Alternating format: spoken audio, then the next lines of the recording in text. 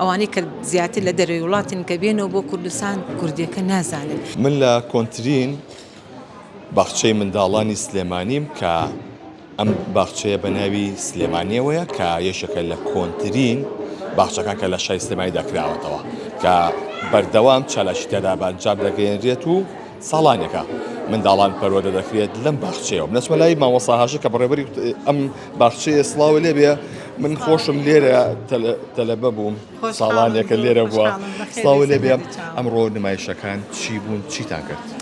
طبعا پێشکی بەخێر بێن سەرچاو و نمایشی ئەم ساڵمان ئێمە لەسەر زمانی دایک بووە کە زمانی کوردیە کە ناساندنی ئەم زمانە بە مناڵەکانمان کە لە تەمەنی 4 ساڵ و 5 ساڵن چونکە بەڕاستی ئێستا وای لێ هاتووە کە مناڵانمان ئەوانەی کە زیاتر لە دەرەوەی وڵاتن کە بێنەوە بۆ کوردستان کوردیەکە نازانن. ئێمە چەقتمان لەسەر ئەو کردو ئەم ساڵ ئەبێ زمانی دایکەکەمان بەڕاستی وەکو باخچەکە ئێمە زۆر گرنگیمان پێ و هەموو منداڵێک وامان لێ کردو زمانی دایکی زۆر خۆش بێ لەگەڵ ئاڵای کوردستانی خۆی.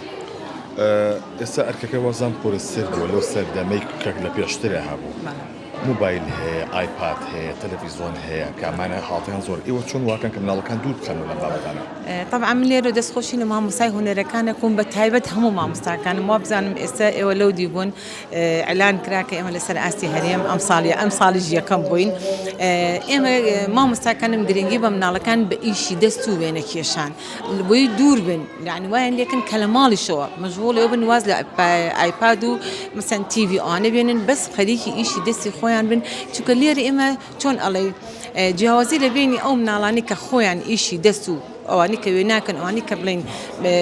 ماهینی ئەلکترۆنی بەکارێنن جیاوازیەکە زۆرە کە ئەچنە قوتابخانەوە. ئێمە باخچەکەمان هەر ساڵانە بە ناوبانگەکە مناڵمان دەچێتە قوتابخانەوە زۆر جیاوازیە لەگەڵ ئەو مناڵانەی کە نایەنە قوتابخانە لەبەر ئەوەی ئێمە بەڕاستی زۆر گرنگی بە ئیشی دەست و وێنە کێشان و وەرزشەکەن لە ناوباخچەکە ئێمەیە.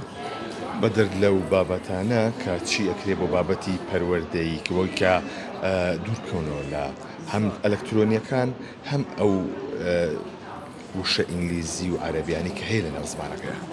طبعا من لێرە دەستخۆشی لە وەزارەتی پەروەردەکەم بەڕاستی وەزارەتی پەروەردە بەرنامەیەکی زۆر جوانی بۆ باخچەکاندا ناو یعنی وەکو قوتابخانەکان ئێستا ئێمە بەرنامی خۆمان هەیە پرۆگرامی خۆمان هەیە دەرسی کوردیمان هەیە ئینگلیزیمان هەیە بیرکاریمان هەیە بەهاکانمان هەیە یعنی وای لێکە مناڵەکە مەسەلەن ئەوسا هەر خۆمان هەمومان فێریانەکەن کە مەسەن کە بانیان کەن چی بڵێن بەڵێ مەسەن لە دەرگا بن بەها کۆمەڵە وشەی چۆن ئەڵێ پەروەردە و فێرکردن هەردووکی بۆیەکەوە بەس بەڕاستی ئەم بەرنامەی ئەم پرۆگرامی کە وەزارەت بۆی ئامادەکردن شتێکی زۆر باشە وای لێکردو مناڵەکان زیاتر گرنگی بۆ کتێبە من کە لەبەر دەستیانایە. سپاس بۆ مامۆستا هەژە بەڕێوەبەری باخچەی منداڵانی سلێمانی بەڵێ زۆر سپاس دەکەم بەڵێ ئەوەی کە گوێبیستی بوون ئەمڕۆ نمایشێکی جلوبەرجی کوردی لە باخچەی منداڵانی سلێمانی بەڕێوە چوو کە تیایدا منداڵان نمایشی جلوبەرجیان کرد هاوکات گۆرانی هاوت و هاوکات بەرهەمەکانیشیان نمایش کرد.